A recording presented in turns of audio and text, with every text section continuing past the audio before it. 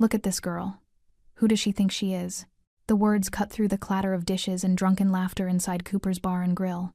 The young waitress in the simple blue uniform didn't respond, her hand steady on the tray despite the venom in her manager's voice. Then came the grab, a rough hand seizing her wrist. Then another shove, plates wobbling dangerously. And finally, a fist cracked across her face, snapping her head violently to the side. Time seemed to fracture. Plates exploded midair, shards of ceramic and glass spinning in slow motion like deadly snowflakes. Food splattered across the dark wood floor, a Jackson Pollock of humiliation. The young woman crashed into a nearby table, her white apron now decorated with crimson droplets from her split lip. But as the manager stood there, chest heaving with self-righteous rage, as customers gasped and scrambled back, as the bar fell into stunned silence, no one noticed. The regular patron in the corner booth quietly lowered his phone. The video was already sent, the message already delivered. What secret was hidden behind that waitress's quiet eyes? And how could a single punch inside a neighborhood bar summon the most dangerous man in the city? If you're hooked in and want to enjoy this story, go ahead and subscribe, and drop a comment letting me know where you're watching from. It's always amazing to see where everyone's watching. Plus, tomorrow I've got another incredible story lined up, and you definitely don't want to miss it. Alright, back to the story. The afternoon light struggled through the grimy windows of Cooper's Bar and Grill, a neighborhood institution that had aged from charm into decay. It was the kind of place where the smell of stale beer had permanently married the wood, where the laughter was always a bit too loud to cover the desperation, and where the staff knew to keep their heads down and their mouths shut. Standing behind the bar, systematically wiping down glasses with mechanical precision, was a young woman who seemed almost translucent in her desire to be invisible. She was in her mid-20s, petite and quietly beautiful, with dark hair pulled into a practical ponytail and warm brown eyes that held carefully guarded depths. Her blue uniform dress with its white collar and apron was spotless despite the chaos of lunch rush. What the staff of Cooper's Bar and Grill couldn't know was that this waitress, Lorraine Pollard, wasn't here by accident. She had arrived 3 weeks prior, using her mother's maiden name on the application, erasing any connection to a surname that made grown men whisper and cross themselves. She was a woman on a mission to prove she could build something real on her own merit, stripped of inherited power and the shadow of a brother whose name alone could empty rooms. Stephen Cooper saw her as prey first. Cooper, 39, and was built like a former athlete gone soft, with slicked-back dark hair and a face that twisted naturally into sneers. 15 years of petty authority as manager had fermented his insecurity into toxic aggression. To him, the world was simple. There were people who commanded respect through fear, and there were people who existed to absorb that fear. This new waitress, with her quiet confidence and refusal to flirt or fawn, was a walking violation of his carefully constructed hierarchy. "Think she's better than us," Cooper muttered to Derek, his wiry assistant manager who laughed at every cruel joke.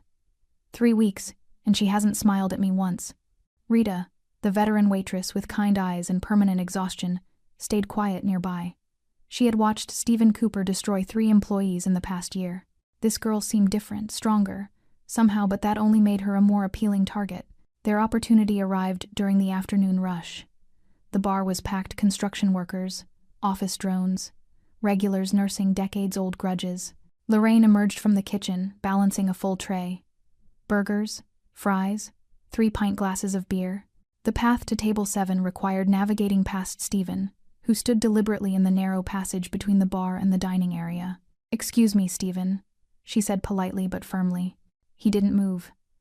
His eyes held something ugly, the look of a man who'd been waiting for this exact moment. "You know what your problem is?" His voice was loud enough to draw attention. "You think you're special, but you're just another waitress who can't handle the pressure." Lorraine's jaw tightened, but she kept her voice steady. "I just need to get past." Stephen shifted his weight, deliberately jostling her arm. The tray tilted. She tried to compensate, but physics and malice conspired against her. The tray slipped, and that's when Stephen Cooper made the decision that would destroy his entire life. He grabbed her wrist hard enough to bruise and shoved her backward. "Clumsy bitch!" Then his fist flew. The punch connected with her cheekbone with a sickening crack. Her head snapped to the side, body following the momentum. The tray exploded, outward plates shattering, beer spraying in golden arcs, French fries scattering like pickup sticks. Lorraine's shoulder hit table 6, glasses toppling, customers shouting and scrambling back. She crumpled to the floor among the wreckage, one hand rising to her face, the other braced against the sticky floorboards. Blood welled from her split lip, tracking down her chin and spotting her white apron. The bar fell into shocked silence. Stephen stood over her, chest heaving, fists still clenched. That's what happens when you don't respect. But in the corner booth, old Tom, a regular everyone assumed was just another retired drunk, calmly placed his phone face down. His weathered hands were steady. His expression was grim. The text message had already been sent to a contact saved simply as N.P. You need to see this, now. What Stephen Cooper didn't know was that the punch he threw didn't break his victim, but it destroyed his entire life instead. Lorraine Pollard learned about invisibility when she was 7 years old. It was the day her father was murdered, gunned down in their driveway while unloading groceries. She remembered the oranges rolling across the concrete, bright and innocent against the spreading pool of crimson. She remembered her mother's scream. And she remembered her older brother Nick, only 14 at the time, stepping in front of her with his arms spread wide, shielding her from the sight even as something fundamental died in his eyes. That was the day Nick stopped being a boy and became something else entirely. Their mother died 2 years later, a heart that simply gave up from carrying too much grief. At 16, Nick Pollard became both parent and protector to his 9-year-old sister. But protection in their world came with a price tag written in blood and power. Nick built an empire from the ashes of their parents' deaths. By 25, his name was whispered in backrooms and feared in boardrooms. The Pollard organization controlled everything that mattered in the city: imports, protection, enforcement. He was brilliant, ruthless, and utterly devoted to one thing above all else: keeping Lorraine safe. Too safe. Lorraine grew up in a gilded cage. Private schools where no one dared bully her, not after the first kid who tried disappeared from the roster the next day. His family suddenly relocated to another state. Birthday parties where children came because their parents were too terrified to decline the invitation. College where professors gave her grades she didn't earn, too afraid of what her last name meant. She never asked for any of it. She begged Nick to stop, to let her live normally. But every time, he would pull her close, kiss her forehead, and say the same thing. I already lost Mom and Dad. I will burn this entire city down before I lose you too. It was love. Suffocating, absolute, terrifying love. So, at 24, Lorraine made a decision. She would disappear not from Nick's life, but from his shadow. She withdrew her inheritance money, changed her last name to her mother's maiden name, Torres, and left the city. No bodyguards, no surveillance. Just a note that said, I need to know who I am without your name protecting me. I love you. Please let me do this. Nick didn't respond for 3 days. When he finally called, his voice was rough with emotion he rarely showed. You check in once a week. You keep your location services on. And if anyone hurts you. He didn't finish the sentence. He didn't need to. Nick, that's the whole point. I need to handle my own problems. Lorraine. His voice cracked on her name. You're asking me to let you walk into a world that will see you as weak because you're kind. That will see you as prey because you're small. I've spent 15 years making sure no one could touch you. And now you want me to just watch? She closed her eyes, tears streaming down her face. I want you to trust me. I want to earn something that's mine. Please, big brother. Please. The silence stretched for an eternity. 1 week, he finally whispered. You check in every week. That's non-negotiable. It was the hardest compromise Nick Pollard had ever made. That was 8 months ago. Since then, Lorraine had worked 3 different jobs: a bookstore clerk, a coffee shop barista, and now a waitress at Cooper's Bar and Grill. She used Torres on all applications, paid cash for her tiny studio apartment, made friends who knew nothing about her family or her past. She earned every dollar, every smile, every small victory. For the first time in her life, she felt real. Rita, the veteran waitress, had taken her under her wing.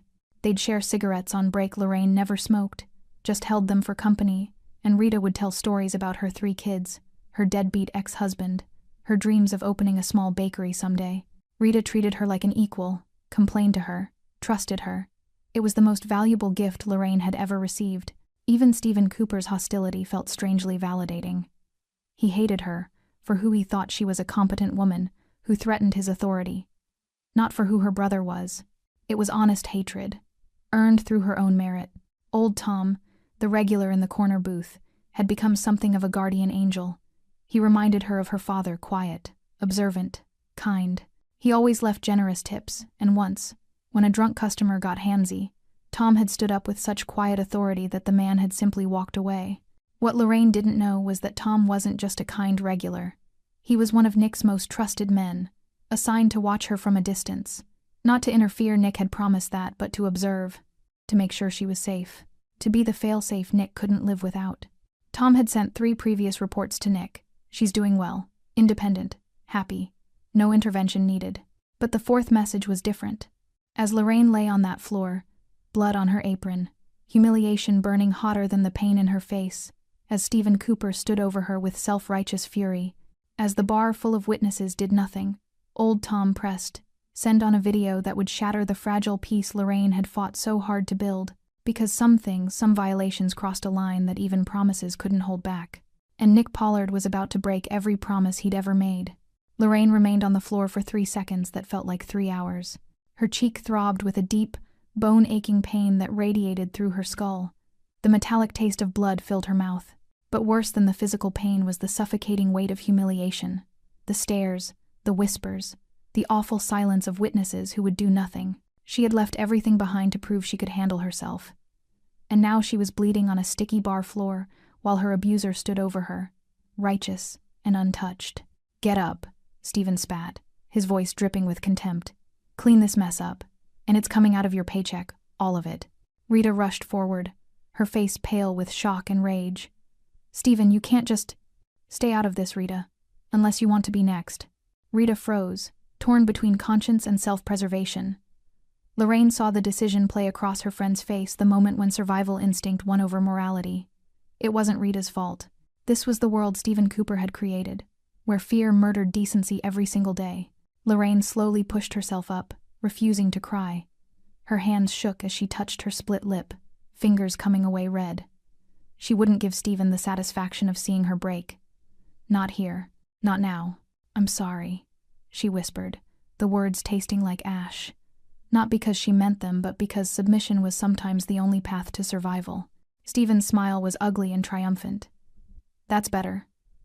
Now clean." His phone rang, then Derek's, then Rita's, then phones throughout the bar started buzzing in a cascading wave of notifications. Stephen frowned, pulling out his phone. His expression shifted from confusion to irritation as he stared at the screen. Derek's face went white. One of the regulars at the bar started laughing, a shocked, disbelieving sound. "Holy shit," someone muttered. "It's already got 5,000 views." The video was everywhere. 3 miles away, in a penthouse office overlooking the city's glittering skyline, Nick Pollard's phone vibrated on his mahogany desk. He was in a meeting, 3 men in expensive suits discussing shipping routes and territorial agreements. These were discussions that shaped millions of dollars, that determined who lived and who disappeared. Nick listened with half his attention, his mind already on the next problem, the next threat, the next move in an endless chess game. Then his phone lit up, Tom's name on the screen. Tom never called during business hours, never sent messages unless it was critical. Nick felt something cold slide down his spine, instinct honed by years of surviving impossible odds. He held up one hand, silencing the room mid-sentence. 3 hardened criminals fell silent instantly, recognizing the shift in their boss's demeanor. Nick opened the message. Saw the video file. Pressed play. The world stopped. He watched his little sister, his Lorraine, his responsibility, his reason for building this bloody empire get shoved. Watched her struggle with the tray. Watched a man's fist connect with her face with sickening clarity. Watched her fall among shattering plates and spreading blood. The phone creaked in his grip. "Boss?" One of the men ventured carefully. Nick didn't respond. He watched the video again, and again. His face was perfectly still, a mask of terrifying calm that everyone in the room recognized as infinitely more dangerous than rage. He stood slowly, setting the phone down with deliberate precision. His movements were controlled, mechanical, as if he were a machine running calculations on exactly how much pain a human body could endure. "Where is this?" His voice was soft, deadly soft. One of his men, Marcus, his information specialist, quickly pulled out his own phone, fingers flying across the screen. "Cooper's Bar and Grill, 20 minutes from here. The owner is Stephen Cooper, 39, manager and partial owner. No priors, no connections to any organizations, nobody important." "He's important now," Nick said quietly. He walked to the coat rack, pulled on his jacket with methodical care, rolled up his sleeves precisely to his elbows, revealing the intricate tattoos that marked his arms art, that told the story of every battle, every loss, every line he'd crossed to build his empire. "Boss, how do you want us to handle this?" Marcus asked, already standing, ready to mobilize. Nick turned, and the men in the room instinctively took a step back. His eyes held something beyond anger, something primal and absolute. This wasn't business. This was personal. This was family. "You don't handle anything," Nick said, his voice carrying the weight of a death sentence. "This one is mine." He paused at the door, hand on the frame. "But I want 3 cars. I want every exit covered. And I want information on Stephen Cooper family, debts, fears, everything he loves. I want to know how to unmake his entire existence. How long do we have?" Nick checked his watch, a platinum Rolex that cost more than most people's yearly salary. 20 minutes. That's how long Stephen Cooper has left as the man he thinks he is. He walked out without another word, his footsteps echoing in the suddenly silent office. Behind him, Marcus was already making calls. Within 60 seconds, the machinery of Nick Pollard's empire was mobilized, cars dispatched, men activated, information gathered. Stephen Cooper, standing in his bar, looking at his phone with growing unease as the video's view count climbed, had no idea that death had just been placed on his schedule. He had 15 minutes of his old life remaining, and he was wasting them smiling. The bar had settled into an uneasy rhythm after the punch. Lorraine cleaned the broken plates with trembling hands, her face already swelling. Rita hovered nearby, whispering apologies she couldn't voice louder. Stephen had retreated to his office, scrolling through the comments on the viral video with growing paranoia, watching his reputation crumble in real time, while Derek tried uselessly to reassure him. The afternoon crowd had thinned, some customers uncomfortable with what they'd witnessed, others staying precisely because of it, eager to gossip about the drama. Old Tom remained in his corner booth, nursing his whiskey with unusual intensity, his eyes fixed on the entrance. He was waiting. 14 minutes had passed since he sent the video. The door opened. At first, no one noticed. The sunlight spilled across the threshold, silhouetting a tall figure in the doorway. Then the figure stepped inside, and the temperature in the room seemed to drop 10 degrees. Nick Pollard moved like a predator entering familiar territory, slow, deliberate, utterly confident. He was 6'2", built lean and dangerous, wearing a perfectly tailored charcoal suit with the jacket unbuttoned.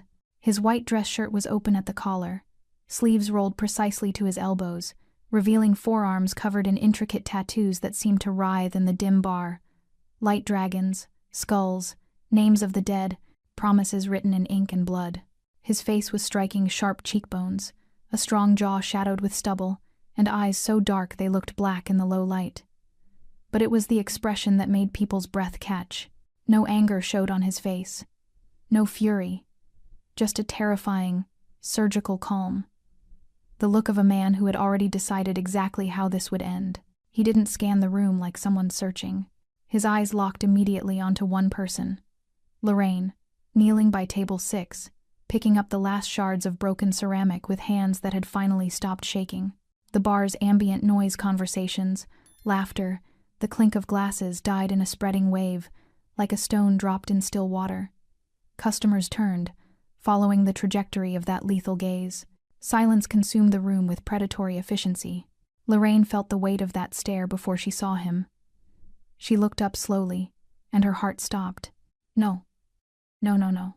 Nick stood 30 feet away, hands relaxed at his sides, but every line of his body screamed controlled violence.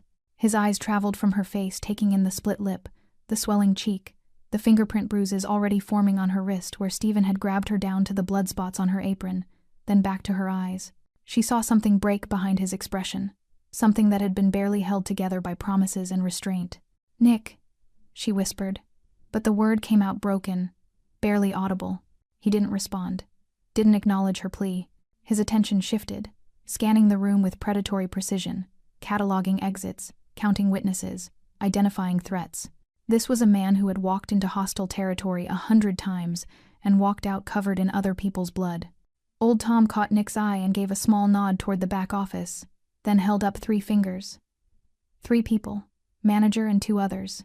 Nick's jaw tightened, the only outward sign of the rage burning beneath his skin. He began walking toward Lorraine, his footsteps impossibly loud in the silence. Customers scrambled out of his path without conscious thought, bodies recognizing danger before minds could process it. A construction worker actually knocked over his beer in his haste to move his chair back. Rita saw him coming and instinctively stepped between Nick and Lorraine, some maternal instinct overriding self-preservation. "Sir, I don't know what you think." Nick looked at her. Just looked. And Rita's words died in her throat. She stepped aside, legs trembling, suddenly certain she'd just avoided something terrible. Nick knelt beside Lorraine with surprising gentleness, one hand reaching toward her injured face, stopping just short of touching. His fingers hovered near her swollen cheek, trembling with the effort of restraint. "Who?" The single word came out like gravel in broken glass. Lorraine shook her head frantically. "Nick, please, don't do this. I'm handling." "Who?" "Hurt. You." His voice was soft, almost tender. But everyone in the bar heard the promise buried underneath the guarantee of violence so absolute it would reshape reality itself. Tears finally spilled down Lorraine's cheeks. "You promised. You promised you'd let me do this on my own." Something flickered across Nick's face, pain, guilt, love twisted into something fierce and unbreakable. "I promised I'd let you live your life. I never promised I'd watch someone break you and do nothing." The office door burst open. Stephen Cooper stormed out, Derek trailing behind him, both men's faces flushed with false bravado built on ignorance. "Who the hell are you?" Stephen barked, striding forward with aggressive confidence. "You can't just walk into my bar and—" He stopped. Something in Nick's eyes, some fundamental recognition that he was staring at his own death, froze the words in his throat. Nick stood slowly, turning to face Stephen with movements that seemed to stretch time itself. He straightened to his full height, and somehow he seemed to fill the entire room. The predator had found his prey. And somewhere in the back of Stephen Cooper's mind, survival instinct began screaming. Stephen Cooper had built his entire adult life on the ability to intimidate. He was good at it. The aggressive stance, the raised voice, the willingness to escalate when others backed down. It worked on staff, on difficult customers, on anyone who valued their job or their safety more than their pride. But standing 15 feet from Nick Pollard, Stephen felt something he hadn't experienced in years. Genuine, primal fear. It lasted only a second before his ego reasserted itself. This was his bar, his territory. He was the one with power here. "I asked you a question," Stephen said, forcing aggression into his voice. "Who the hell are you, and what gives you the right to walk into my establishment and—" "Your establishment?" Nick's voice was quiet, conversational even. He took one step forward. "Is that what you call a place where you assault women half your size?" Stephen's face flushed red. "That's between me and my employee. It's none of your business." "None of my business." Nick repeated the words like he was tasting something rotten. Another step forward. "You put your hands on her. You hit her. In front of witnesses. In front of people who did nothing." His gaze swept the room, and several customers suddenly found their drinks fascinating. Derek, sensing his boss's authority crumbling, stepped forward with misplaced loyalty. "Look, man, I don't know who you think you are, but you need to leave before—" Nick didn't even look at him. "If the next words out of your mouth aren't an apology to that woman, I will dislocate your jaw so severely you'll need surgery to eat solid food." Derek's mouth clicked shut. He took 2 steps backward, hands raised. Stephen forced a laugh, harsh, desperate. "Oh, I see. You're what, her boyfriend? Some suit who thinks he can walk in here and play hero?" He raised his voice, playing to the crowd. "This is what happens when— I'm her brother." The words fell into the room like stones into deep water. Stephen blinked, momentarily confused. "So what? That gives you the right to—" "Say my name." This came from old Tom, still sitting in his corner booth. His voice was gravelly, tired, but carried authority that made Stephen turn. Tom was looking at Nick with something between respect and fear. "Tell him your name, Nick. Let him understand." Nick's expression didn't change, but something in his eyes shifted, a door opening onto something dark and infinite. Nick Pollard. The name hit the room like a physical force. Stephen's face went through a rapid transformation, confusion, recognition, disbelief, and finally, absolute terror. The blood drained from his cheeks so fast he swayed on his feet. "Oh God," Derek whispered from behind the bar. His voice cracked. Oh God, Stephen, that's Nick Pollard," Rita finished, her hand covering her mouth. She looked at Lorraine with new eyes, shock, betrayal, understanding all warring across her face. "The Nick Pollard." Whispers erupted throughout the bar like wildfire. "The Pollard? Holy shit. That's the Pollard organization. I heard he killed a man with his bare hands. Stephen, what did you do? Nick let them whisper. Let the fear spread. Let Stephen Cooper feel the weight of his catastrophic mistake settle onto his shoulders like a concrete blanket. Then Nick took 3 more steps forward, closing the distance until he was 5 feet from Stephen. Close enough to smell the fear sweat. Close enough to see Stephen's pupils dilate. That woman you hit, Nick said softly, each word enunciated with terrible precision. That woman you grabbed, shoved, and punched in front of all these people. He gestured around the room. That woman bleeding on your floor. He leaned forward slightly, and Stephen actually whimpered. That's my little sister. The words hung in the air like a death sentence. Stephen's legs gave out. He didn't faint, didn't collapse, just lost the ability to stand. He dropped to his knees, mouth opening and closing, soundlessly. His face had gone from red to white to a grayish green, and then it happened. A dark stain spread across the front of Stephen Cooper's khaki pants, growing rapidly. The sharp smell of urine filled the immediate area. The wet spot expanded down his legs, pooling on the floor beneath him. Someone in the bar gasped. Another let out a shocked laugh before stifling it. Stephen Cooper, the manager who had terrorized staff for 15 years, who had assaulted a young woman an hour ago, was kneeling in his own piss, shaking, broken by nothing more than a name, and the man who carried it. Nick stared down at him with no satisfaction, no joy, just cold assessment. Nick, please. Lorraine's voice came from behind him, thick with tears. Please don't do this. Not here. Not like this. Nick didn't turn around, but his voice softened fractionally when he spoke. Lorraine, go outside. No. This isn't negotiable. Neither is this. She stood, wobbling slightly, and moved beside him. Her face was swollen, her lips still bleeding, but her voice was steady. I left to escape this, to escape being the person everyone fears because of what you do. If you hurt him, if you kill him, I'll never be anything but your sister. I'll never be Lorraine. Just Pollard's sister who got a man killed. Nick's jaw clenched. His hands, relaxed at his sides, slowly curled into fists. He hit you. I know. He hurt you. I know. Her voice cracked. But I'm asking you, begging you, let me handle this my way. The entire bar held its breath, watching a Mafia boss war with himself. For 10 seconds, Nick Pollard didn't move. His entire body was a coiled spring of violence, every muscle locked in place by willpower alone. He stared down at Stephen Cooper, trembling, soaked in his own urine, reduced from predator to prey in the span of minutes, and something ancient and furious demanded satisfaction. But Lorraine's hand touched his arm. Gentle, trusting. Please, she whispered. Let me keep my life. Nick closed his eyes, breathed in slowly through his nose, out through his mouth. When he opened his eyes again, the murderous edge had been filed down to something different, still dangerous, but controlled, redirected. He looked at Stephen with cold calculation. You want to handle this your way? He asked Lorraine, not taking his eyes off the manager. Yes, then I'll give you that. Nick's voice dropped to something quiet and terrible. But he doesn't get to walk away from this like nothing happened.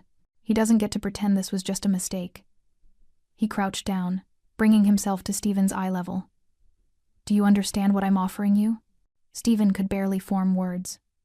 What? A choice. Nick smiled, and it was the most terrifying expression anyone in that bar had ever seen. Option 1. You face the consequences of your actions through legal channels. Assault charges, the viral video as evidence, civil lawsuit. You lose your business, your reputation, probably serve time. It's public. It's humiliating. But you walk away breathing. Stephen nodded frantically. Yes, I'm not finished. Nick's voice cracked like a whip. Option 2. We go outside. Just you and me. We have a conversation about respect, about power, about what happens to men who hurt women. It'll be quick. Relatively. He paused. But you won't be coming back inside. The room understood. Option 2 was a death sentence delivered with clinical precision. Stephen's face crumpled. Tears and snot ran freely down his face, mixing with the sweat of pure terror. Please, I didn't know. I swear, I didn't know who she was. That's the problem. Nick stood abruptly, towering over him. You didn't hit my sister because you knew who she was. You hit her because you thought she was nobody. Because you thought she was powerless. Because you believed you could. He turned, addressing the entire bar, his voice carried to every corner. commanding absolute attention. Everyone in this room saw what happened. You watched him assault her. Some of you recorded it. Most of you did nothing. His gaze swept across customers who suddenly couldn't meet his eyes. You're all complicit, but you're also witnesses. And here's what's going to happen next. Nick pointed at Stephen. He's going to apologize. Not to me. To her.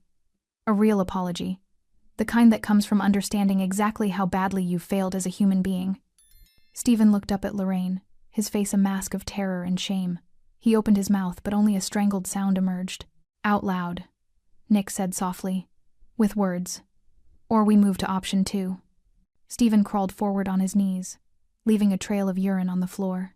The humiliation was complete, the powerful reduced to something pitiful and broken. He stopped a few feet from Lorraine, unable to even look at her face.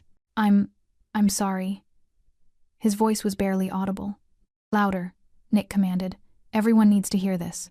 I'm sorry. Stephen's voice cracked. I'm sorry for hitting you, for grabbing you, for all of it. I was wrong. I was so wrong. Please. His voice dissolved into sobs. Lorraine looked down at him, emotions warring across her face. Pity, disgust, sadness. Not for him for what this moment represented. The loss of her anonymity, the end of her experiment in independence. I don't forgive you, she said quietly, and I don't accept your apology. What you're sorry for is getting caught, for facing consequences. She looked at Nick, then back at Stephen. But I won't let my brother kill you. Not because you deserve mercy, but because I deserve better than carrying that weight. Nick stepped beside her, presenting a united front. Here's how this ends, he said. You sign over management of this bar to Rita, effective immediately. You'll sell your ownership stake to her for $1. I'll provide her the financing for the rest.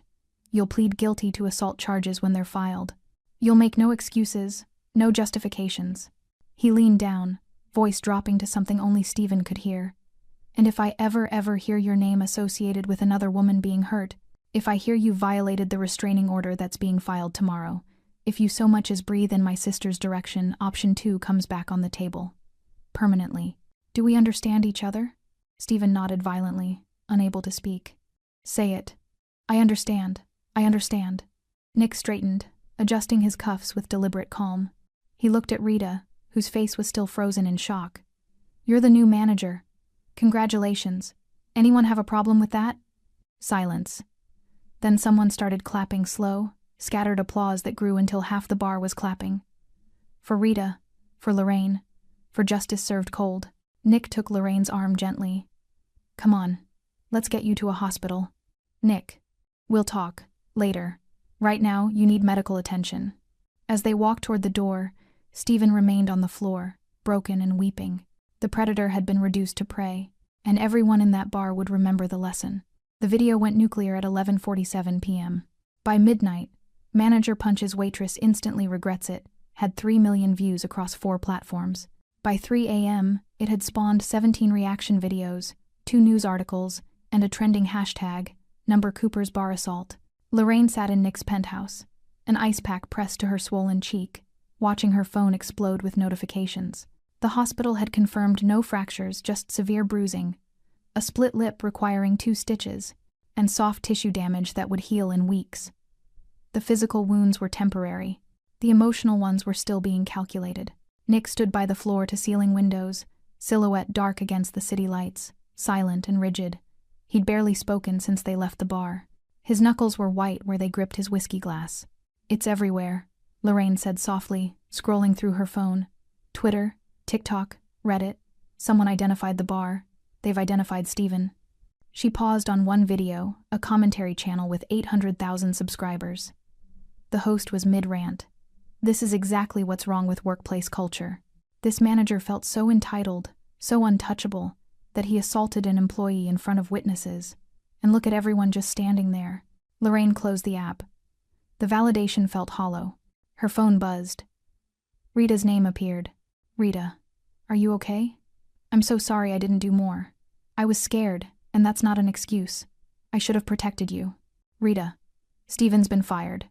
The owner came in personally and escorted him out. He's done. Rita. Also, are you really Nick Pollard's sister? I don't even know what to say.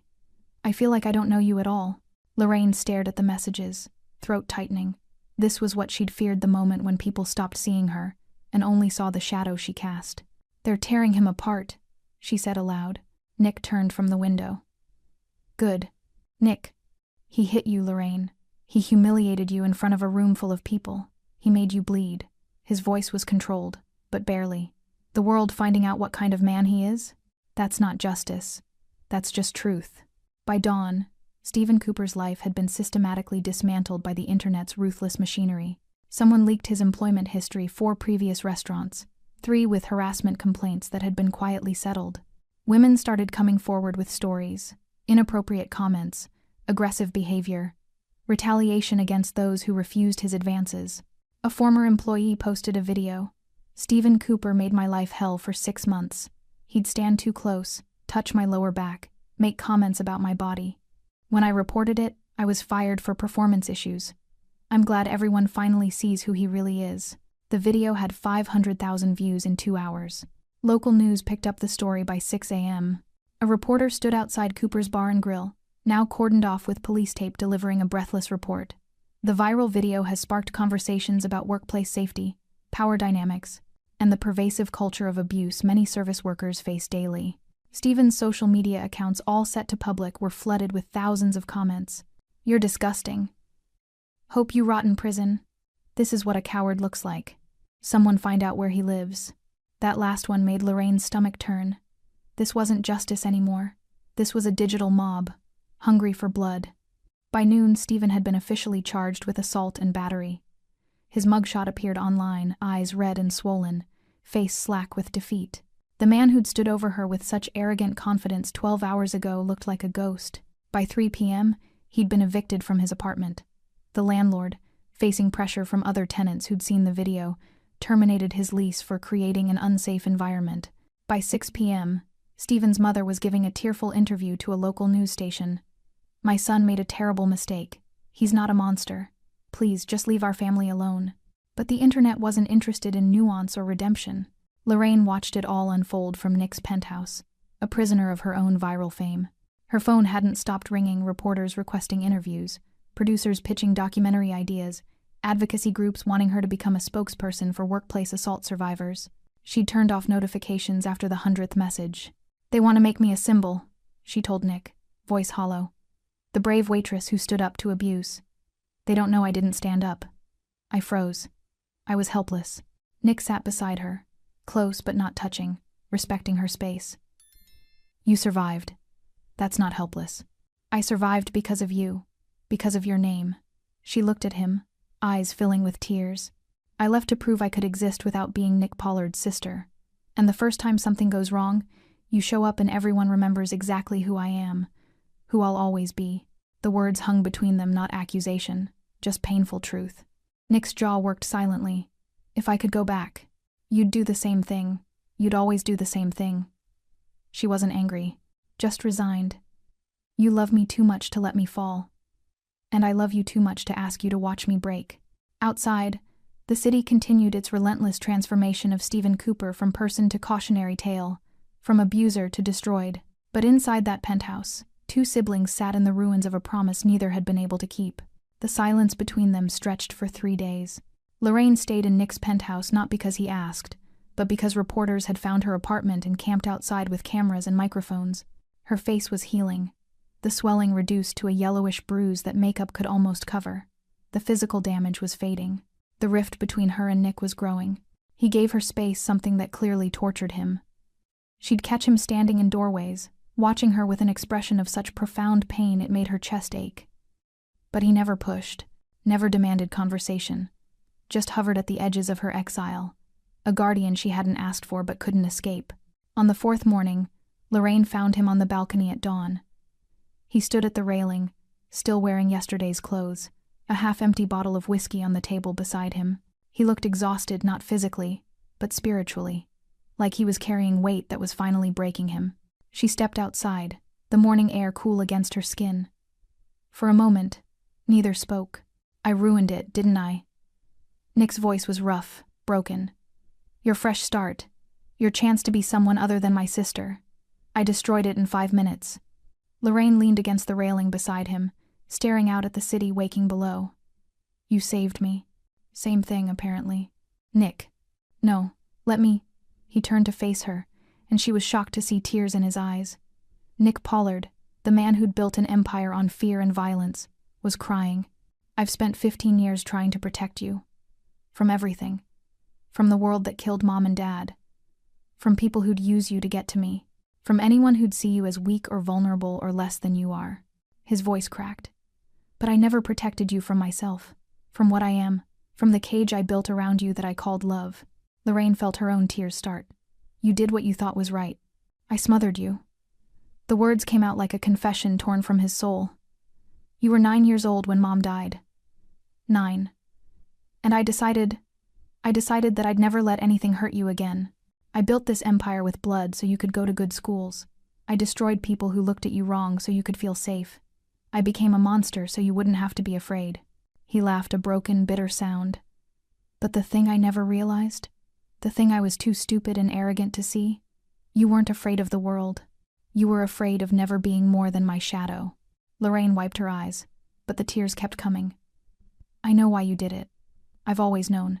You were a child trying to protect another child, and you did the only thing you knew how. You became what the world demanded, something terrifying enough that nothing could touch us. She took his hand, scarred, calloused, stained with years of violence, and held it between both of hers. You gave me everything, Nick. Education, safety, a life without fear. But you never gave me the chance to fail, to struggle, to prove I could survive something on my own. And then Stephen Cooper happened, Nick said bitterly. And then Stephen Cooper happened, she echoed. And I did fail. I froze. I got hurt. And my big brother showed up and fixed it just like he always does. Nick pulled his hand away, turning back to the city. So what now? You go back to hating me? Resenting me? Running away every time I try to keep you safe? Is that what you think? Lorraine's voice sharpened. That I hate you?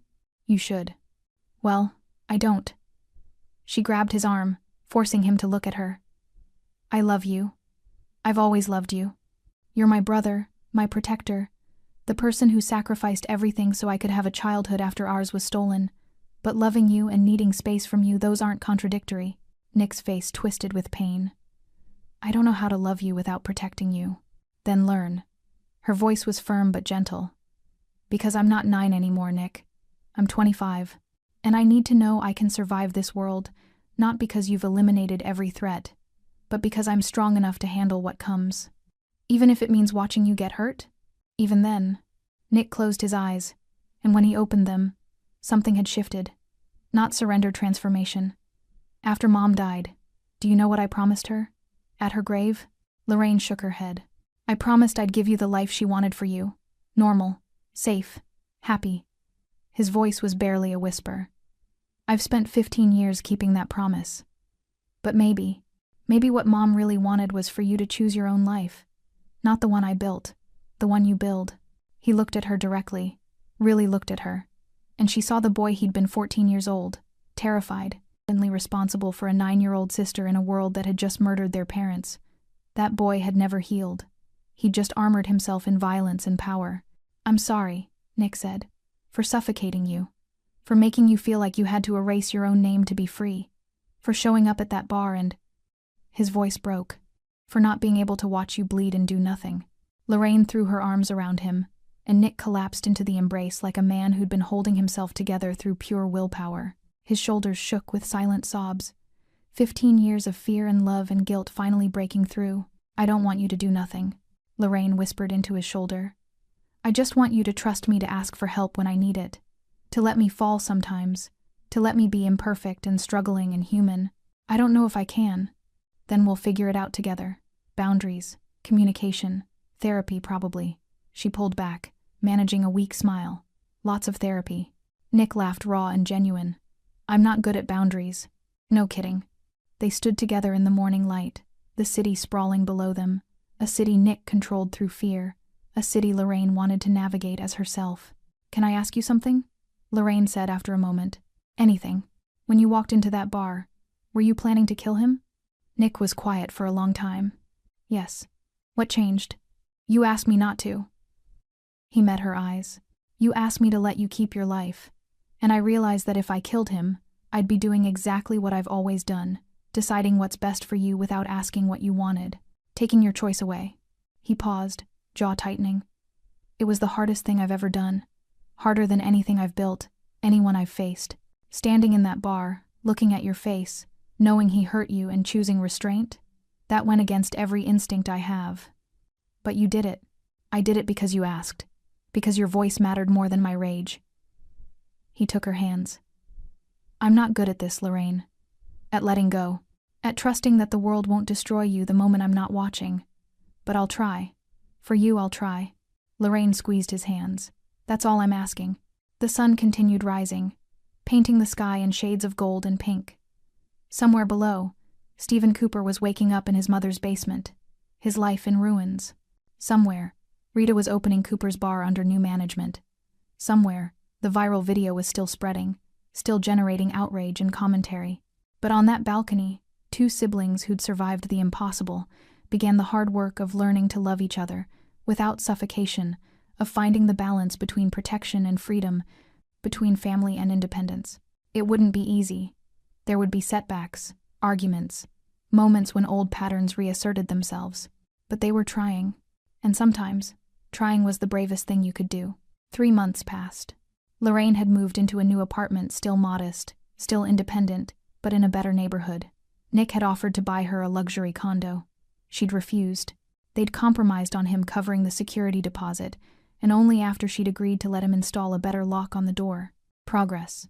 She'd started working at a small bookstore in the arts district, quiet, low-key, owned by an elderly woman named Margaret, who'd never heard of Nick Pollard and didn't care about viral videos. It was peaceful. Normal. Exactly what Lorraine needed. The bruises had healed completely. The stitches had dissolved. The nightmares came less frequently. Rita called every week. They'd meet for coffee, and Rita would update her on the bar, which was thriving under new management, with better policies and an actual HR complaint system. Several former employees had come back, hearing the toxic environment had been cleaned out. Stephen Cooper had disappeared from public view. The assault charges had resulted in 6 months in county jail, suspended pending completion of anger management courses and community service. He'd been ordered to stay 500 feet away from Lorraine at all times. His social media accounts had been deleted. His name had become synonymous with workplace abuse. Most people assumed he'd left the city, slinking away to rebuild somewhere his reputation hadn't followed. Most people were wrong. Stephen Cooper was still in the city, still seething, still convinced that he was the real victim. He'd spent 3 months in his mother's basement, watching the walls close in. 3 months of scrolling through comment sections, reading the hatred, watching his life become a cautionary tale used by HR departments and workplace safety advocates. 3 months of blaming everyone except himself. It was Lorraine's fault for being too sensitive. Nick Pollard's fault for overreacting. The internet's fault for ruining his life over one mistake. Society's fault for not understanding that he'd been under stress, that managing a bar was hard, that everyone made errors in judgment. The court-mandated anger management classes only made it worse. Sitting in circles with other men who'd lost control, listening to therapists talk about accountability and taking responsibility, it all felt like persecution. Like the world ganging up on him for being male, for being in a position of authority, for existing. By month 3, Stephen had convinced himself of a new narrative. He'd been set up. Lorraine wasn't just some innocent waitress. She was bait, a plant sent by Nick Pollard to infiltrate his bar, to create an incident that would justify a takeover. The whole thing had been planned from the beginning, the accidental spill, the recording, the viral video. It was all orchestrated to destroy him and steal his business. It made perfect sense to Stephen. It explained everything. It meant he wasn't the villain, he was the victim of a sophisticated criminal conspiracy, and victims deserve justice. He started small, creating anonymous accounts on social media, posting his theory on Reddit forums and conspiracy theory boards.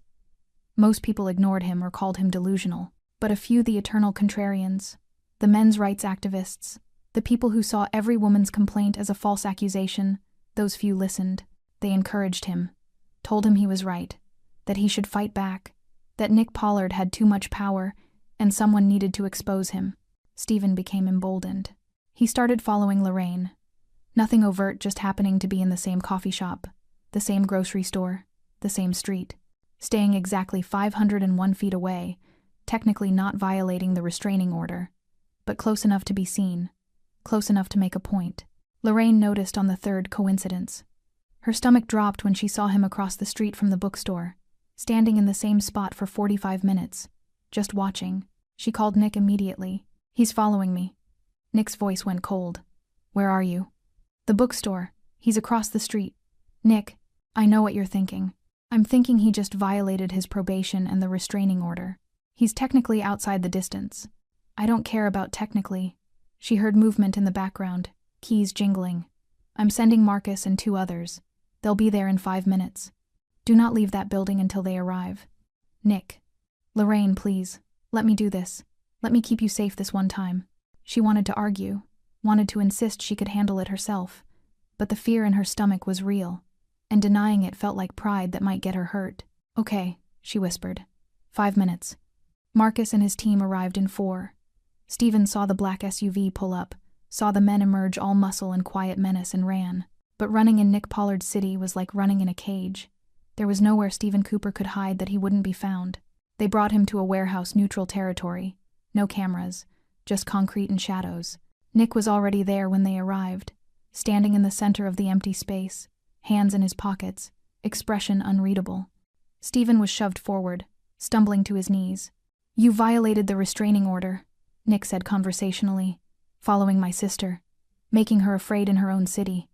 After everything that happened. You still haven't learned." Stephen's earlier bravado had evaporated during the car ride, but desperation made him stupid. "I have rights. You can't just kidnap me. I'll go to the police."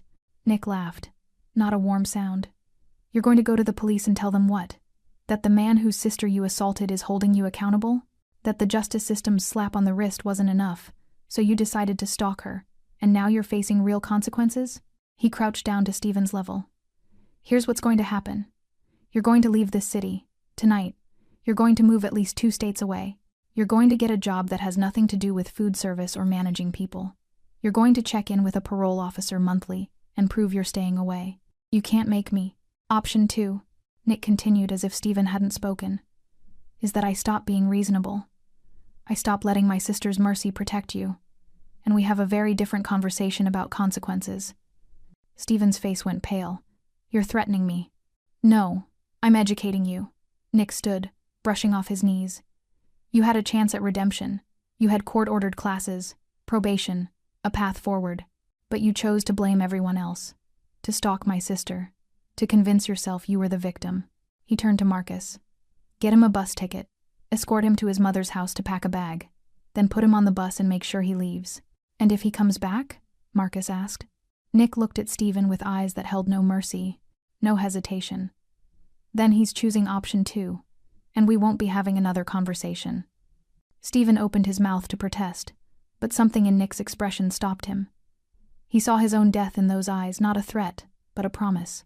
A line already drawn that would be crossed the moment he stepped over it. "I'll go," he whispered. "I'll leave." "Smart man." Nick walked toward the exit, then paused. "Stephen, you had every advantage. Authority, power, respect that came with the job. And you used it to abuse people weaker than you. That's what destroyed you. Not me. Not my sister. You." He left without looking back. 3 hours later, Stephen Cooper boarded a Greyhound bus bound for Oklahoma.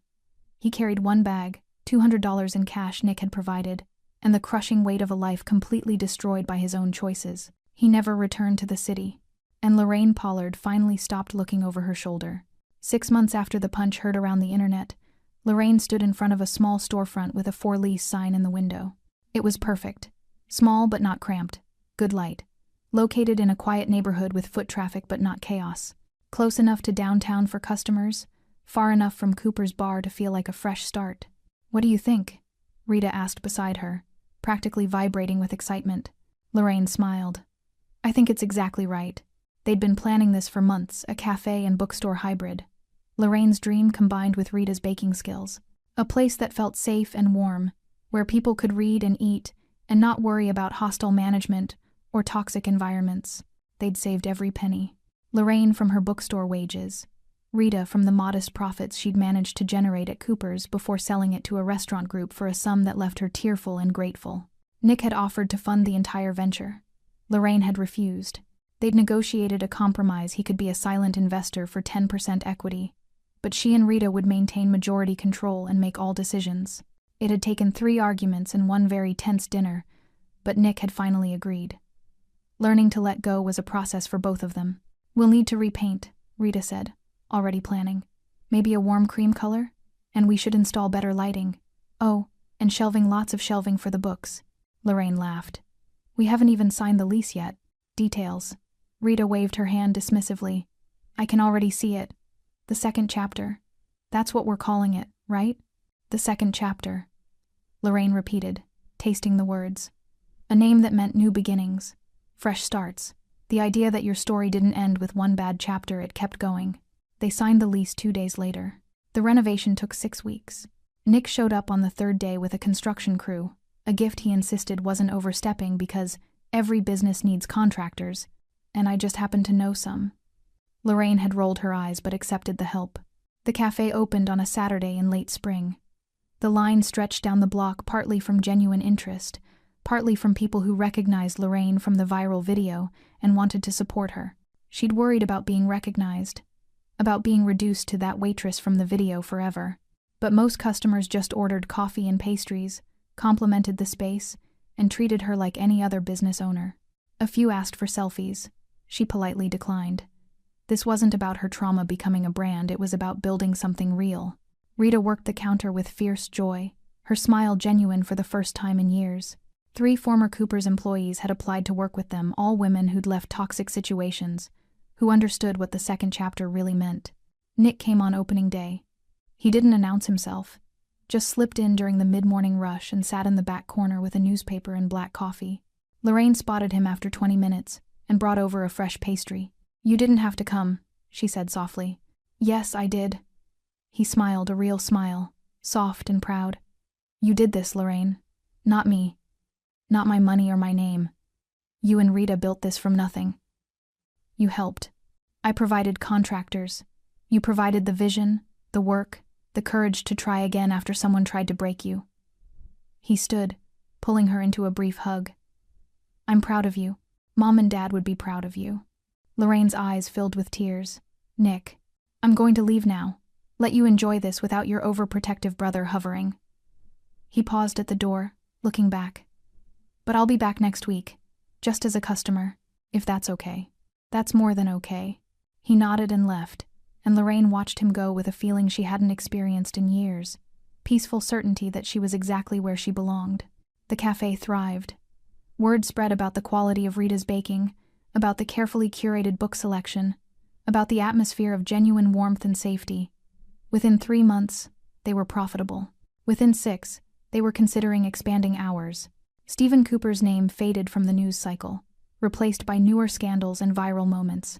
Occasionally someone would recognize the location from the video, but mostly people just saw a good cafe run by 2 women who cared about their work. Lorraine still had nightmares sometimes, still flinched at sudden movements, still carried the memory of that punch and the humiliation that followed. Trauma didn't evaporate just because justice was served, but she also carried new memories of building something from nothing, proving she could survive and thrive without her brother's shadow, of Rita's friendship and the customers who became regulars and the small moments of joy that accumulated into a life worth living. One evening, after closing, Lorraine sat alone in the cafe with a cup of tea and one of her favorite books. The space was quiet, just the hum of the refrigerator and the distant sounds of the city outside. Her phone buzzed. Nick's name appeared.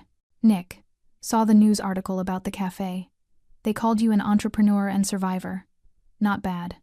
Lorraine, I prefer caffeine dealer and book pusher." "Nick, that works too. Dinner this weekend? Just family. No business. No bodyguards." Lorraine, "Perfect. I'll bring dessert." Nick, "Rita's lemon bars?" Lorraine, "Obviously." She set down her phone and looked around the space she'd built, the shelves she'd assembled, the menu she'd designed, the dream she'd refused to let die even after someone tried to break her. The punch Stephen Cooper threw didn't break Lorraine Pollard. It didn't define her or destroy her or reduce her to a victim in someone else's story. It became the catalyst for something better, a 2nd chapter written in her own words, on her own terms, with people who chose to stand beside her, instead of over her. And in the end, that was the best revenge possible. Living well, loving freely, and building a life that no one could take away. Because sometimes the person you underestimate isn't powerless, they're just waiting for their moment to show you who they really are. And Lorraine Pollard's story was just beginning. Thanks for sticking with this story till the end. If you enjoyed it, you're going to love the next one. It's packed with unexpected turns and heartfelt moments. Click the image on your screen to keep the journey going, and make sure to hit subscribe for more amazing stories. Drop a comment and rate this story from 1 to 10. I can't wait to see what you think.